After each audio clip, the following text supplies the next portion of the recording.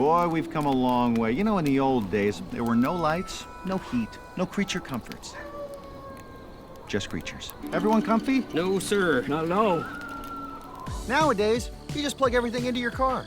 You got lights, heat. We are out of pesto. I'll make a run. Hey, everybody comfy? No. Okie doke.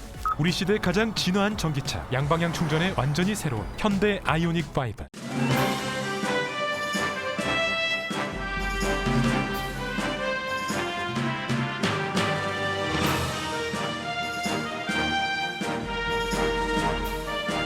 항상 미소가 함께하는 시원한 7월을 보내시기 바랍니다. 라디오 서울이 함께합니다.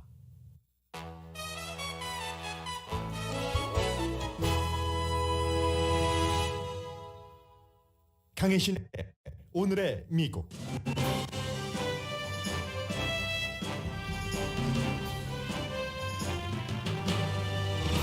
아베 신조 전 일본 총리가 암살당했습니다. 내일 치러질 선거 유세 연설 도중 용의자가 조립한 총으로 암살했는데 범행 동기는 용의자가 특정 단체에 대해 원한을 품고 있으며 아베 총리가 해당 단체와 관련이 있다고 생각한다는 진술을 했다고 아사히 신문이 보도했습니다.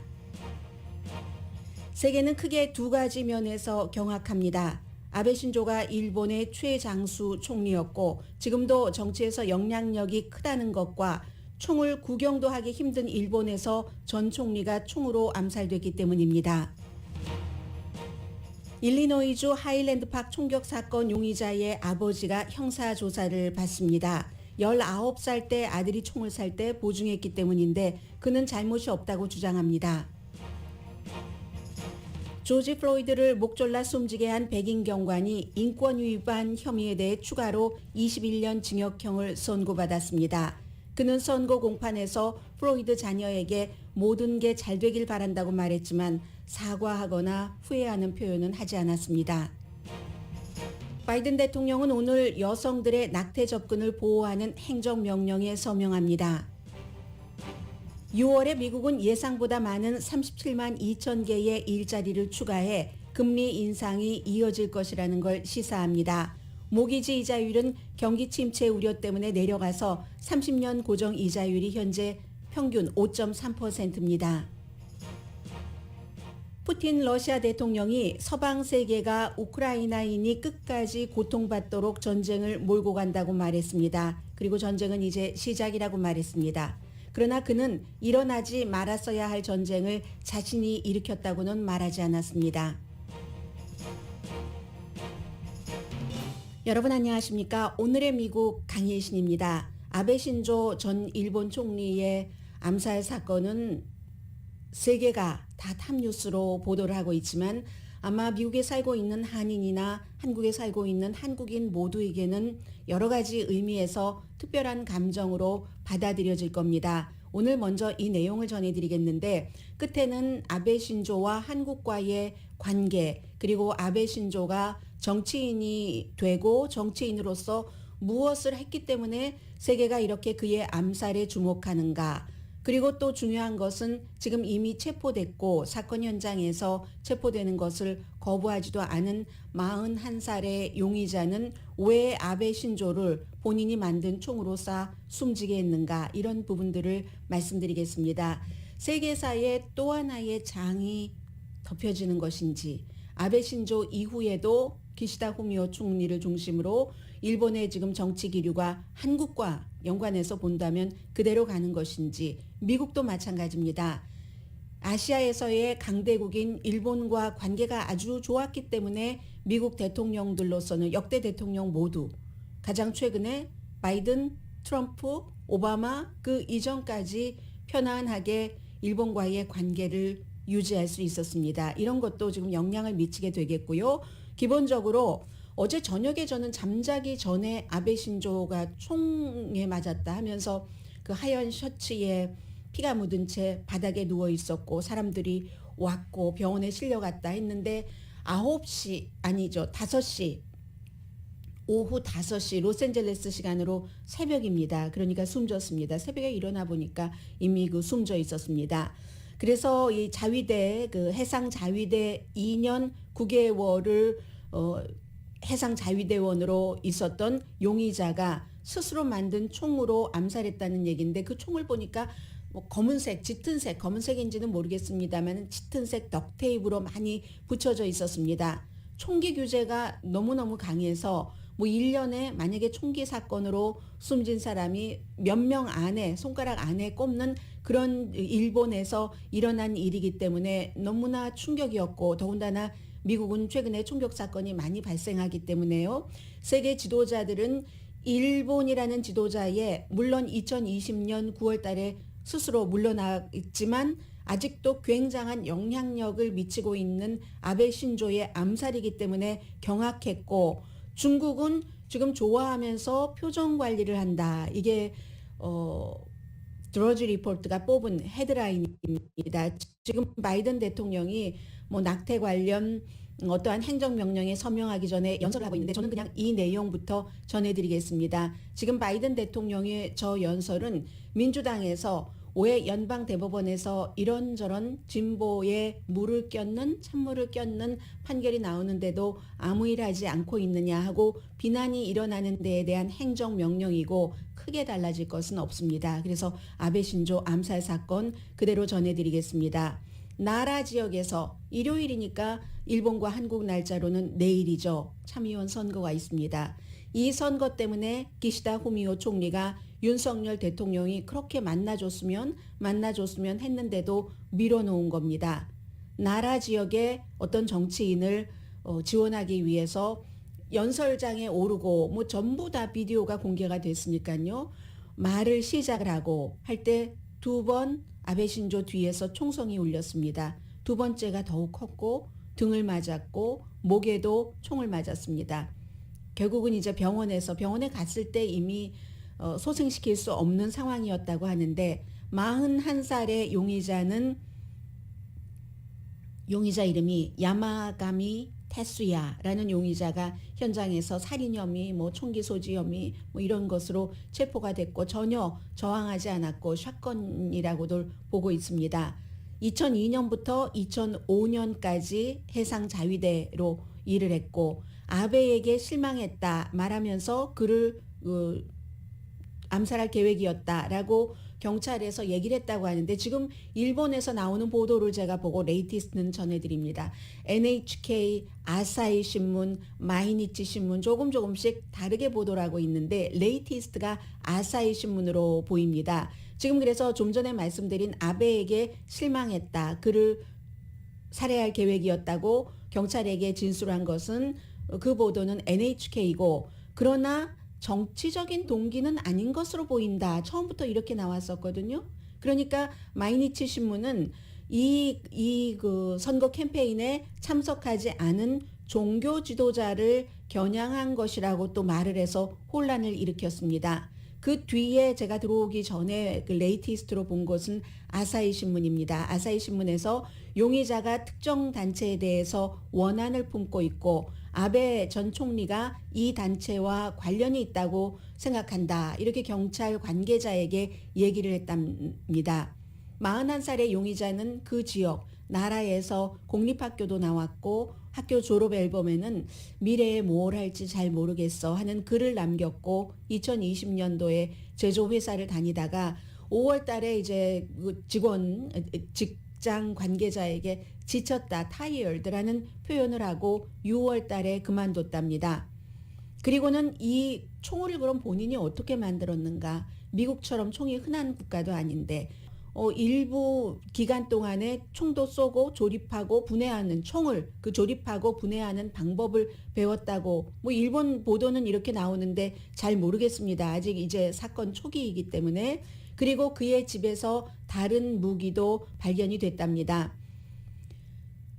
해서 가장 오랜 동안 총리를 한 아베 신조 67세밖에 안 됐고 2006년도 그리고 이제 그 뒤에 한번 뭐 거의 잡년이 민주당에게 망하고 나서 한참 있다가 또 민주당이 정치를 너무 못하니까 컴백을 했죠. 2012년부터 2020년까지.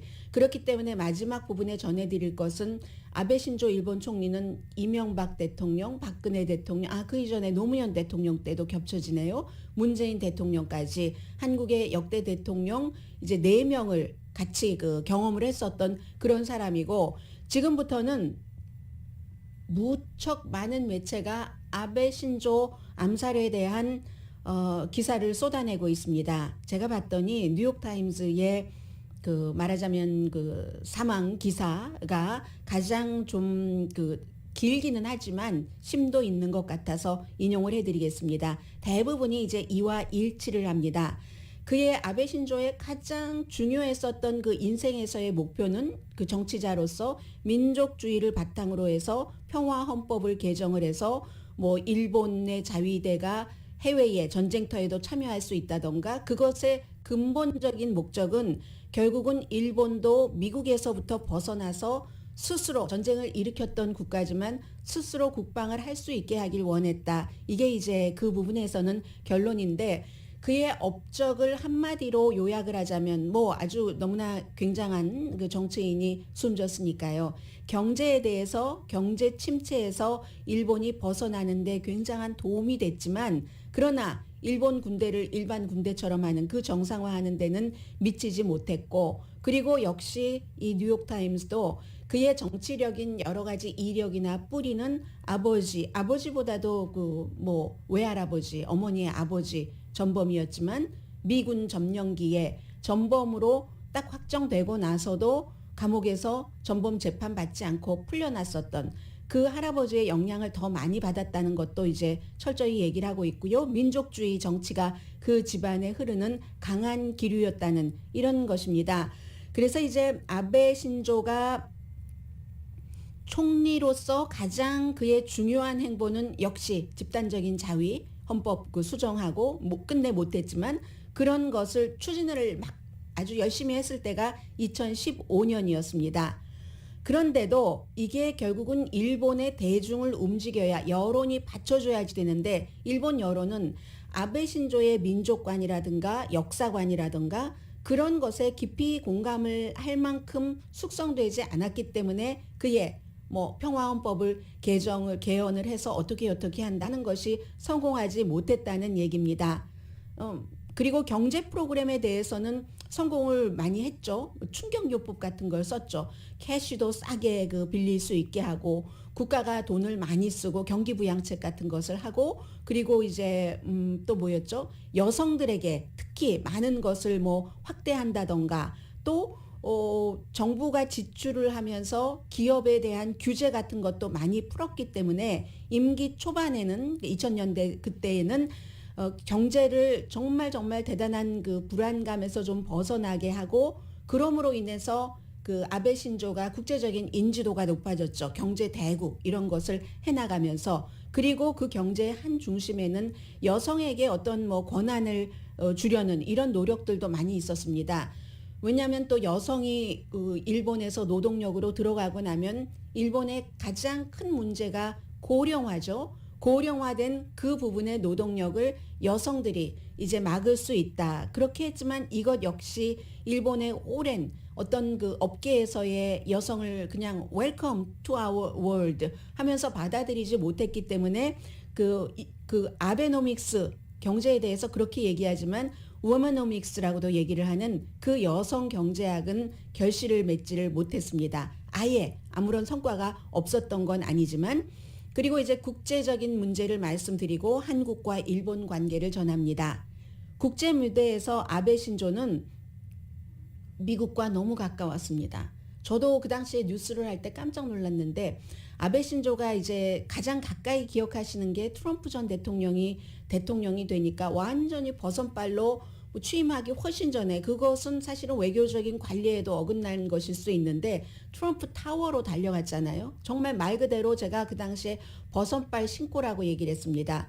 그 결과 물론 무슨 관세라든가 이런 데서 많이 도움을 안 받은 것 같기도 하지만, 역사학자들은 일본에 대해서 방위비 분담금을 많이 내라고 한다던가 이런 것을 미리 차단한 효력을 발휘했다고 봅니다.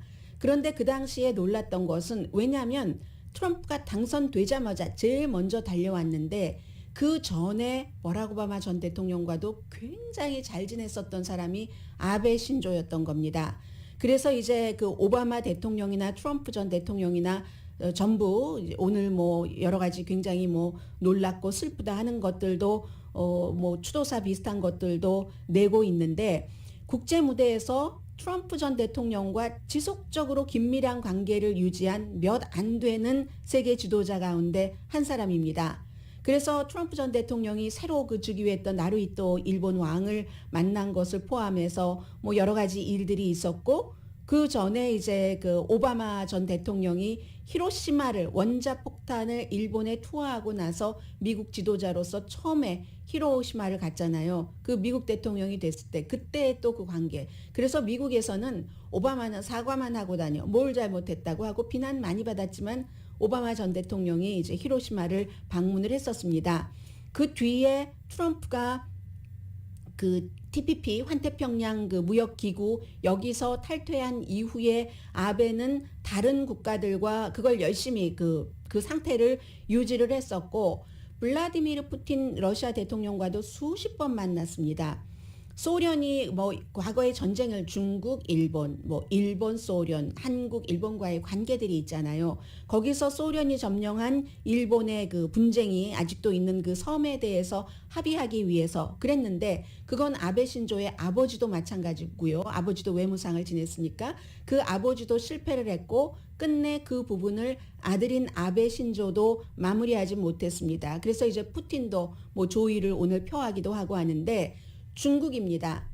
중국과는 아주 냉담한 관계를 몇 년 유지하다가 시진핑이 2018년도에 시진핑 중국 국가주석과 만나면서 조금 따뜻한 관계 이런 것을 갖기 시작했죠. 제가 지금 뉴욕타임스에 말하자면 그 사람이 숨지고 나서 쓰는 기사가 뭐죠?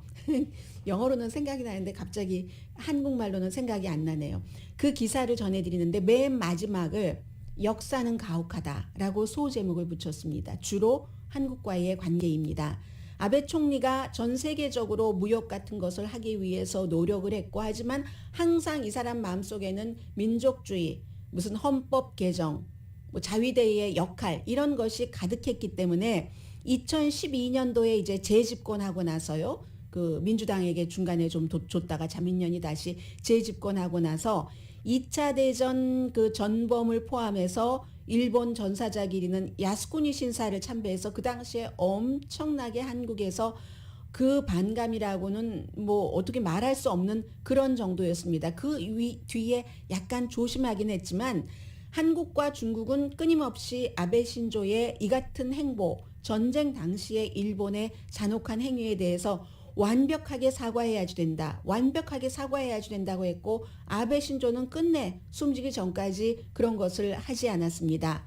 그렇기 때문에 한국과 일본의 관계는 일본의 식민지 지배 이후에 최악의 관계로 떨어졌다. 뉴욕타임스 지적입니다. 뭐 위안부 문제, 징용 보상 문제 다 마찬가지고요. 2015년도 일본 총리로 미국 의회에서 처음 연설을 했습니다. 그때 아베 신조가 과거의 그 여러 가지 부담감, 무게감 이런 것을 인정을 했습니다. 그렇지만 일본의 역할에 대한 직접적인 뭐 개인적인 이런 사과는 하지 않았습니다.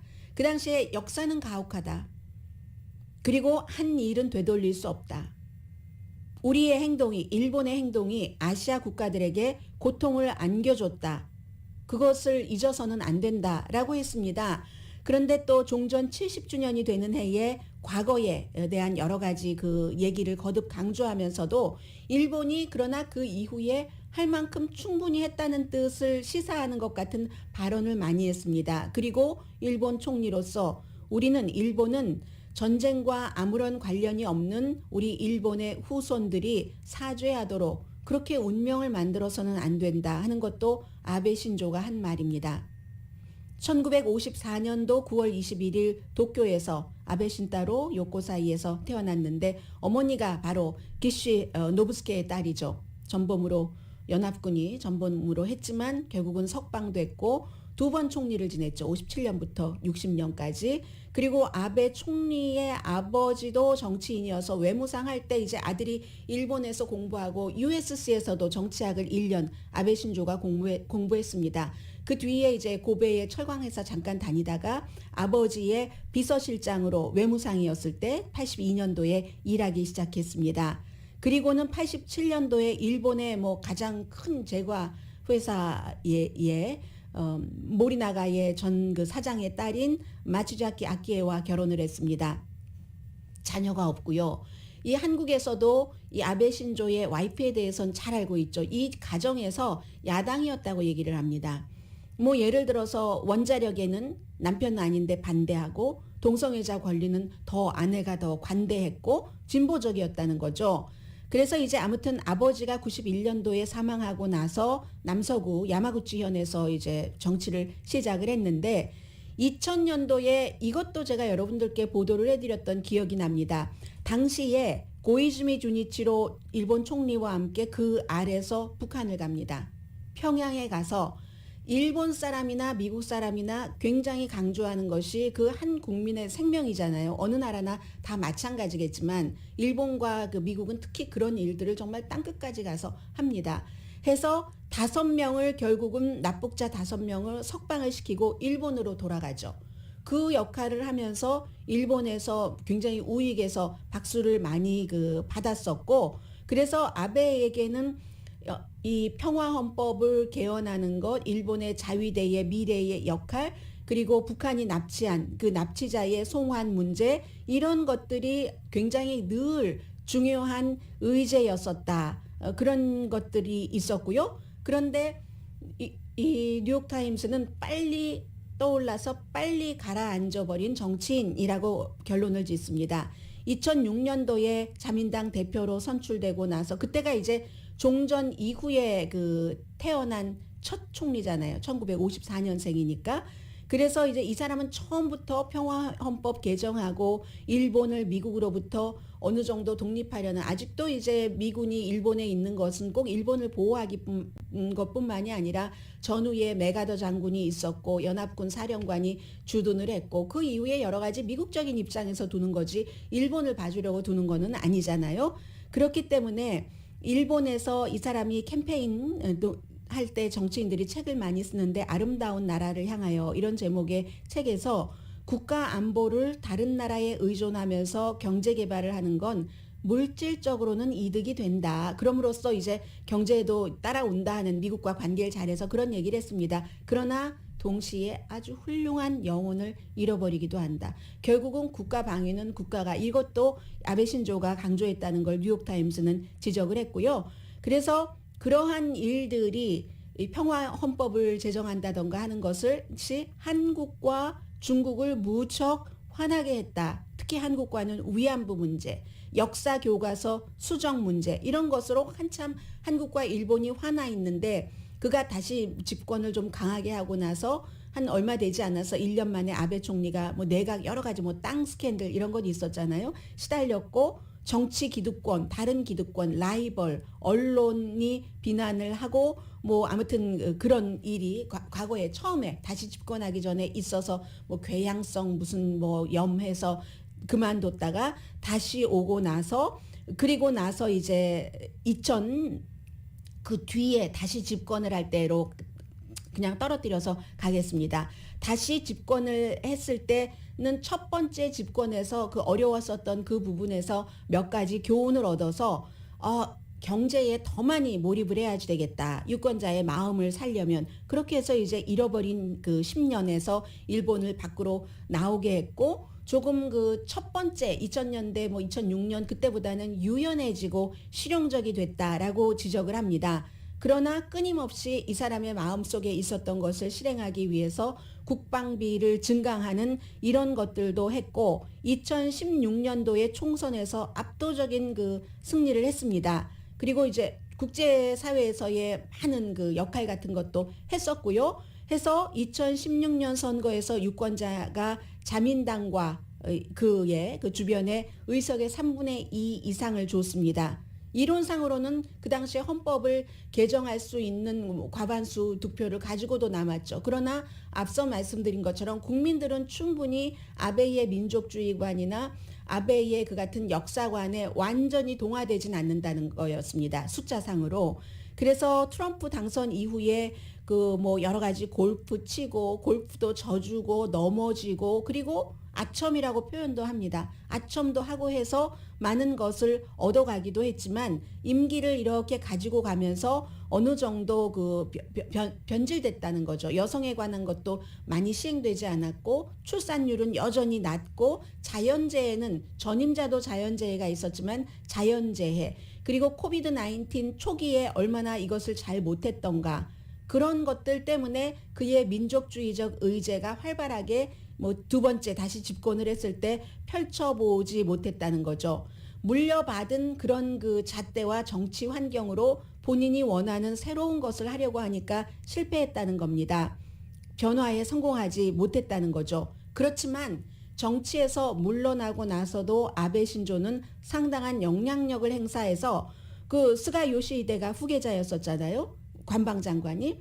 그리고 나서 아베 총리가 아주 강한 보수 성향의 여성을 타케이치 사하네를 일본의 최초의 여성 총리로 지명을 했고 그런데 뭐 별로 인기가 없는 것 같으니까 또 기시다 후미오를 지지를 했고 이러한 형태로 해서 내일 치러질 선거에서 나라에서 이제 그 선거 연설을 하던 도중에 아베는 암살을 당했습니다. 자, 여기에 대해서 바이든 대통령, 오바마 전 대통령, 뭐 트럼프 전 대통령 전부 마이 프렌드 하면서 너무 충격적이겠죠. 본인들도 지도자로서. 그리고 모두 일본과 미국과의 관계를 좋게 하는데 아베 신조가 얼마나 큰 영향력을 미쳤는가 뭐 이런 얘기들을 했고요. 해서 트럼프 전 대통령은 세상에 정말 나쁜 소식이다. 그는 위대한 사람이고 지도자인데 그 아베가 얼마나 위대하고 훌륭한 지도자인지 아는 사람이 별로 없다. 뭐 아베 신조 크게 그리울 거다. 그와 같은 사람 없다. 굉장히 잘해줬잖아요. 오바마 전 대통령은 충격인데 그 아베 미일 동맹에 헌신을 했다라고 얘기를 했고요. 바이든 대통령도 마찬가지로 마이 프렌드 하면서 일본과 그를 아는 모든 사람들에게 비극이다 했는데 중국을 말씀드리겠습니다. 중국은요 지금 아베 총격에 대한 민족주의적인 열광을 진정시키려고 노력을 하고 있다는 겁니다. 죽어서 잘 됐어. 이런 얘기를 하는 중국 사람들이 너무 많은 겁니다. 그래서 중국 텔레비전에 관영 텔레비전의 소셜미디어 계정에는 아베를 암살한 이 암살된 것을 너무 기뻐하는 그런 것에 대한 댓글이 수천 개가 뭡니까? 또 좋아요는 21만 개가 달렸고 이제 축하해야지 돼. 이런 것을 중국 정부로서는 또 지금 자제한다고 하고요. 가장 중요한 것 가운데 하나는 아베 신조는 아베 신조의 자신의 그 가족의 민족주의적인 여러 가지 분위기와 본인의 정치적인 역사관으로 그 정치를 이끌어갔지만 2020년 8월 달 2차 종전 75주년을 기념하는 연설에서 거의 전적으로 뭐라고 얘기를 했냐면 어떠한 그 전쟁에 있어서도 일본인이 전쟁에서 희생된 것, 그 희생된 일본인에 초점을 맞췄다는 겁니다. 히로시마, 나가사키 원자폭탄 투하까지 다 합쳐서 어떤 전쟁이건 하면서 뉴욕타임스는 그는 역사의 교훈을 배우는 것에 대해 언급하진 않았다라고 이 기사를 마감을 했습니다.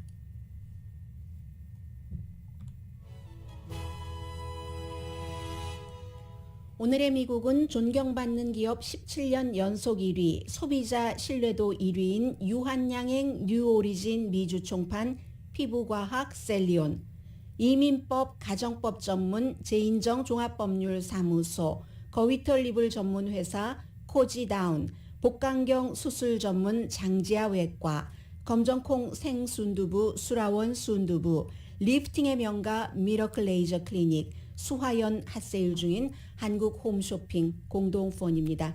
잠시 뒤에는 총과 관련된 것, 낙태와 관련된 것, 그리고 또 인종과 관련된 미국 뉴스 전합니다.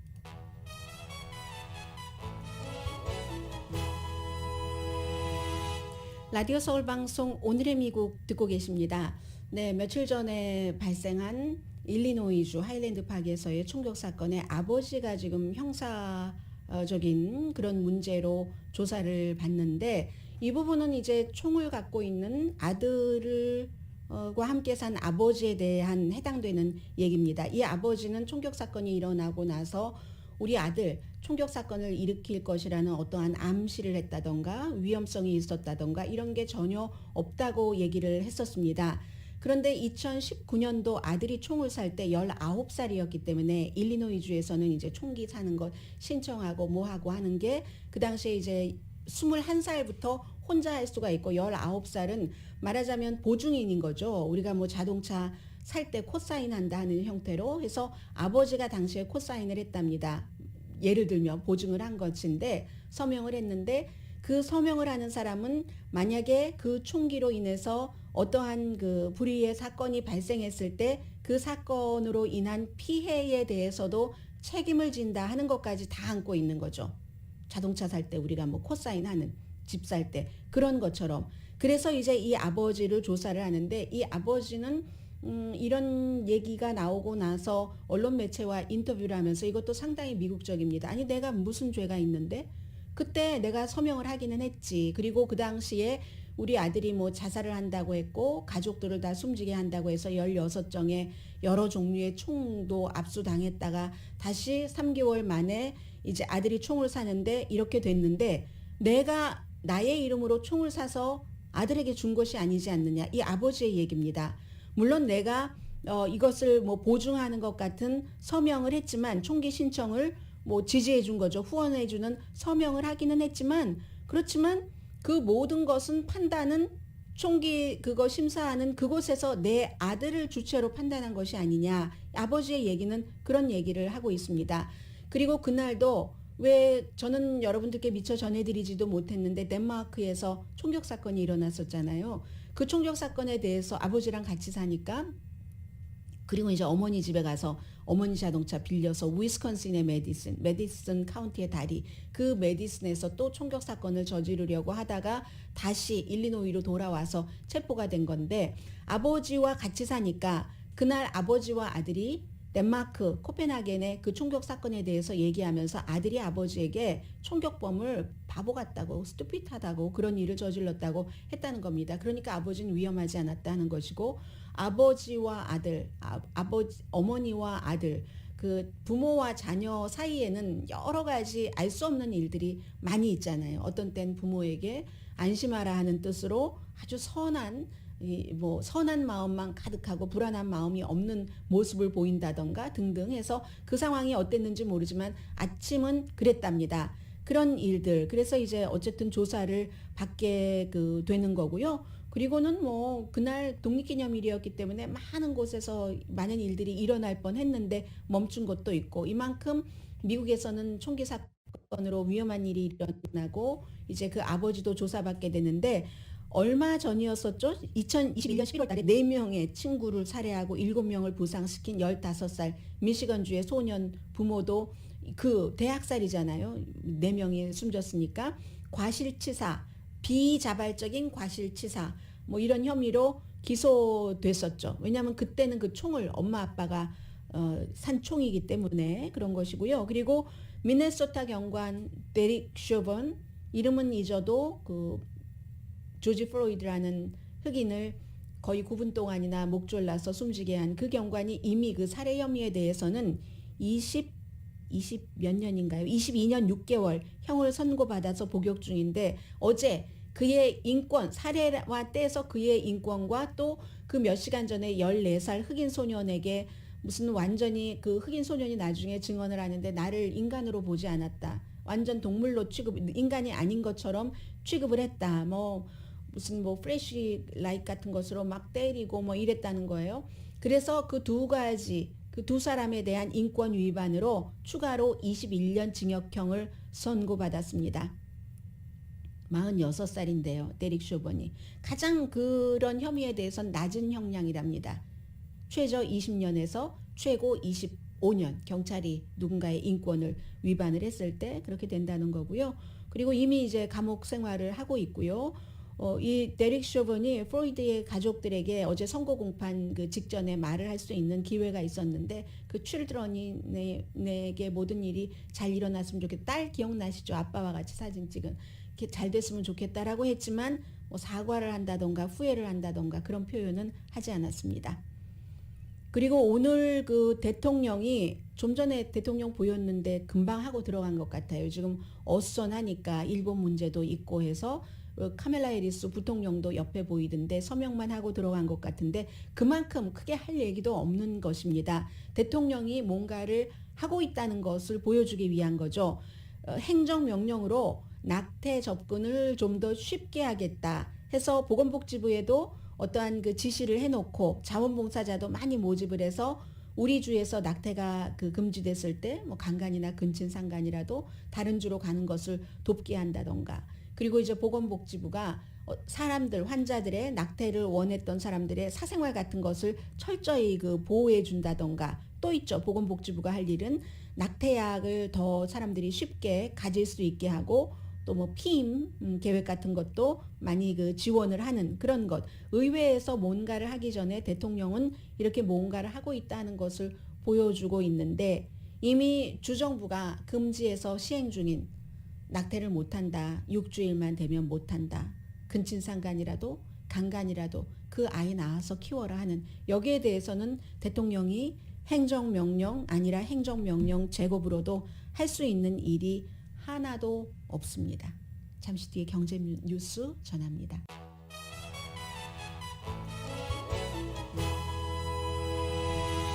라디오 서울 방송 오늘의 미국 듣고 계십니다. 네, 일자리 하면은 요즘은 뭐 일자리가 몇 개가 나와 무슨 상관이야로 보시면은 안 되고 이자율이 그러면 어떻게 될까로 연결이 되는 거죠. 지난달에 미국이 37만 2천 개의 일자리가 늘어났는데 원래 27만 개 정도가 아닐까 하니까 예상보다 좋다는 거잖아요. 그럼 가만히 생각해 보시면 벌써 경기 침체가 왔어. 심각할 거야. 하는 말을 좀 무색하게 하는 것이라는 것을 느낄 수가 있고요. 실업률은 3.6% 한 달 전과 같습니다. 뭐 반세기 만에 최저 수준 유지를 하고 있는 거고 시간당 임금은 1년 전에 비해서는 5.1%, 한 달 전에 비해서는 0.3% 높아졌습니다. 의료와 서비스 그리고 전문지 또 뭐 제조업에서도 조금 늘어났고요. 호텔, 레저업, 운송 이런 데서 늘어났습니다. 연방준비제도가 이자율 올리고 있는데도 지금 고용 성장 뭐 여전하다, 괜찮다. 아직까지는 괜찮다 하는 거잖아요. 어제 말씀드린 것처럼 물론 조금 더 지나면 어떻게 될지 모르지만 지금까지는 홀드하고 싶어하는 고용 일할 사람이 없어서 고생한 것을 코비드 19 시대에 너무 많이 경험을 했기 때문에 아직은 뭐 감원이 시작은 됐지만 그다지 많지 않고 하다는 거고요. 해서 기업들이 정리해고 예상치도 발표도 했습니다. 그리고 사람 구한다 하다가 이것도 잠깐 뭐 이런 것도 하기는 했지만 그런 것은 거의 뭐 헬스가 아니라 기술과 주택 이런 것에 해당이 된다는 겁니다. 그래서 앞으로 몇 달 동안은 더 지금까지 생각을 해왔었던 이거 멈출 것인가 멈추지 않고 연방준비제도가 이자율을 올릴 것 같다 하는 것 말씀드리고요. 그리고 모기지 이자율을 좀 전해드리면 2주일 연속 모기지 이자율이 내려갔습니다. 오늘 그 월스트리트저널이 크게 보도를 했던데 물론 그렇다 하더라도 올 들어서 뭐 올라간 게 있기 때문에 지난해보다는 훨씬 높죠. 이자율이 30년 고정 이자율이 평균 5.3% 지난주에 5.7%였거든요. 그리고 그 이전에는 뭐 6% 훨씬 넘었잖아요. 6.8%까지 6.87인가까지 갔던 적도 있는 것 같은데요. 물론 개인차가 있지만 그리고 액수를 얼마를 빌리느냐에 대한 차이도 있지만 한 주일 사이에 내려간 폭으로는 2008년 이후에 2008년은 항상 우리가 재정 사태가 있었기 때문에 기준으로 삼는데 그 이후에 최고의 하락폭이라는 겁니다. 이번 주에 5.30%, 지난주에 5.70%였으니까는요. 그래서 이제 모기지 이자율 더욱 내려갈 것으로 전문가들은 보고 있는데 그렇게 될 경우는 이제 또 큰 집 사는 경우가 아니고 큰 집 사도 마찬가지고요. 그 매달 여러분들께서 페이먼트를 집 때문에 하셔야지 되는 그게 너무 커져서 전에도 빠듯하게 한번 해볼까 했는데 도저히 불가능해 하셨던 분들이 다시 생각을 해보실 수는 있다는 거죠. 그럼에도 불구하고 올 들어서 뭐 같은 1월 달보다 모기지 상환에 매달 뭐 한 $400 정도는 더 써야지 된다. 전형적인 뭐 중간 주택값에 뭐 그런 얘기 있고요. 해서 지금 현재 여러분들의 모기지를 한번 계산을 해보시면 어떨까요? 모기지뿐만이 아니라 내가 아파트먼트나 무슨 뭐 렌트 들어서 살고 계시는 분이라면 렌트비에 내 수입이 얼만큼이나 하지? 현재 미국 사람들 평균 41.1% 정도가 필요할 것이다 하고 애틀란타의 그 연준 은행은 지금 그 정도로 보고 있습니다. 그러니까 뭐 경제는 아직까지는 뭐 그다지 그 실물 경제에서 내려가는 것을 확 느끼기는 어려운 것 같고 대신에 인플레이션 이자율 하면서 이 모기지 이자율은 조금 내려가고 있다 전해드립니다. 잠시 뒤에 제가 오늘 두 가지 아이템을 뒷부분에 잡아놨는데 한 가지만 전해드려야지 되겠어요. 이럴 때 전 속으로 박수를 치죠. 그 한 가지 헤드라인에 안 쓰길 참 잘했구나. 잠시 뒤에 뵙겠습니다.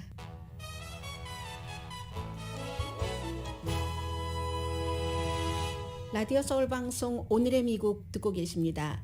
이제 5개월이 됐습니다. 블라디미르 푸틴 러시아 대통령이 우크라이나를 2월 24일에 침공을 했고 그리고 이제 남부의 몇 군데 지역을 푸틴이 손에 넣었고 크림반도 그 주변과 동부의 돈바스도 전체적으로 돈바스도 이제 두 군데 지역으로 나뉘어 도네츠크와 루한스크 그 두 군데 지역으로 나뉘어져 있는데 이것도 이제 거의 차지할 이 시점에 블라디미르 푸틴이 모스크바의 이 상황에서 요구를 받아들이지 않으면 최악의 상황이 될 것이다. 모스크바가 원하는 대로 하면서 뭐 휴전은 할 수 있다 하는 것을 시사하는 거죠. 아니면 최악의 상황인데 전쟁은 이제 시작이다. 서구는 우크라이나가 완전히 사라져버릴 때까지 싸워라 하는 것 같은데 우크라이나는 싸우고 싶지 않은데 서구가 싸우라고 해서 하는 것처럼 표현을 하고 있습니다. 우크라이나 사람들은요. 서구가 지금 생각하고 원하는 것보다 더 강하게 절대로 이 전쟁 이전에 우크라이나 땅이었던 것까지 이 러시아에 주면서 협상해서는 안 된다고 생각하는 게 우크라이나 사람들의 마음입니다. 현재로서는. 아무튼 푸틴의 말은 그런 것이고 우크라이나 사람들에게는 비극이지만 지금 그런 방향으로 가고 있는 것 같다. 계속 우크라이나 사람들 희생되면서 서방 세계가 러시아를 고립시키고 약하게 하기 위해서 우크라이나를 지금 이용을 하고 있다. 이렇게 얘기를 합니다. 이 정도 푸틴이 얘기를 하면 꼭 한국에서나 미국에서나 푸틴의 말이 맞다고 그 편을 드는 관계자나 일반인들이 있습니다. 그런 분들이 계시기 때문에 한 문장 더 전하겠습니다. 푸틴은 역사적인 흐름은 막을 수 없고 서구가 세계 질서에 적용하려는 그런 시도가 실패할 수밖에 없다. 결국은 러시아식대로 가야지 된다는 겁니다. 여기서 두 가지입니다. 서구가 우크라이나 사람들이 많이 희생할 때까지 계속 싸우라고 하는 것 같다. 그게 뭐 사실도 아닐 뿐더러 우크라이나가 아직은 포기하지 않고 있을 뿐더러 그리고 두 번째는 누가 우크라이나를 침공을 했는가. 1차 대전, 2차 대전 끝나고 이런 형태로 다른 나라를 무력으로 짓밟은 국가가 없습니다. 그래서 누가 우크라이나를 침공했는가를 말하지 않고 그리고 두 번째는 서구의 세계 질서를 적용시키려는 시도가 실패할 수밖에 없다. 지금 러시아처럼 살래? 미국이나 유럽처럼 살래? 하면은 어떻게 살려고 하는 국가가 더 많은지 국가마다 또 사정이 있겠죠. 그런 것은 푸틴이 계산을 다시 해야지 될 것 같습니다. 오늘의 미국은 존경받는 기업 17년 연속 1위, 소비자 신뢰도 1위인 유한양행 뉴오리진 미주 총판, 피부과학 셀리온, 전문가가 추천하는 이민법 가정법 전문 제인정 종합법률사무소, 거위털 이불 전문 코지다운, 복강경 수술 전문 장지아 외과, 검정콩 생순두부 수라원 순두부, 리프팅의 명가 미러클 레이저 클리닉, 수화연을 핫세일 중인 한국 홈쇼핑 공동후원이었습니다. 10시에 좋은 아침, 좋은 하루 방송됩니다.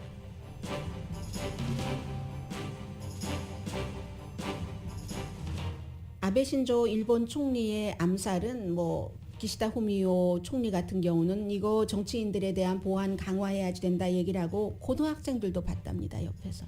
강희신이었습니다.